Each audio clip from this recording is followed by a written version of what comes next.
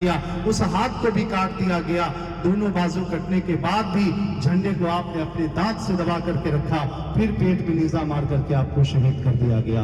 इसी जंग में हजरत हंज़ला रज़ी अल्लाह ताला अन्हु की भी शहादत हुई। हजरत हंज़ला रज़ी अल्लाह ताला अन्हु की वो शादी की पहली रात थी, सुहाग रात में थे, और जब आधी रात को उन्हें खबर मिला कि नबी करीम सल्लल्लाहु ताला अलैहि वसल्लम ने जिहाद का ऐलान कर दिया है, उसी वक्त अपने घर से निकले और अपनी बीवी से कहने लगे, ऐ मेरी बीवी, अगर तू चाहे तो मेरा इंतजार करना और चाहे तो इद्दत गुजार के दूसरा निकाह कर लेना।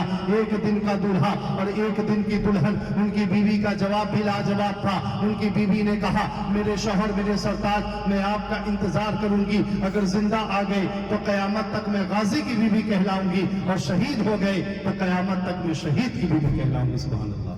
हजरत हंज़ला रज़ी अल्लाह ताला अन्हु उसी हाल में अपने घर से निकले, काफिले में शामिल हो गए, उहद के मैदान पे आ गए, और यहाँ कुफारों से जंग करते हुए जब वो शहीद हो गए और शहीदों के जिस्म को जब इकट्ठा किया गया तो हजरत हंज़ला का जिस्म इस हाल में मिला कि उनके हाथ और पैर की उंगली से पानी जारी था।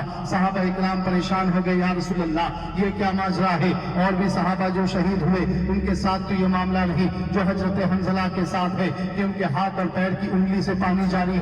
नबी करीम ने फरमाया, साहबा सुनो, हजरत हंज़ला अपनी बीवी के साथ थे, और जब उन्हें ये खबर मिली और जब ये जंग के इरादे से अपने घर से निकले, उस वक्त तक इनके ऊपर गुस्ल फर्ज हो चुका था, लेकिन बिला ताखीर, बिना देरी किए हुए हजरत हंज़ला उहद के मैदान पे आ गए, और जब वो यहाँ कुफारों से लड़ते हुए शहीद हो गए तो अल्लाह को गवारा ना गुजरा कि मेरी राह में जो कुर्बान हो, मेरी राह में जो शहीद हो, वो मेरे पास नापाकी की हालत में आए। तो अल्लाह तबारक व तआला ने फरिश्तों को हुक्म दिया और फरिश्तों ने आके इन्हें गुस्ल दिया। सुभान अल्लाह। इसलिए उनका लक़ब है गसीलुल मलाइका।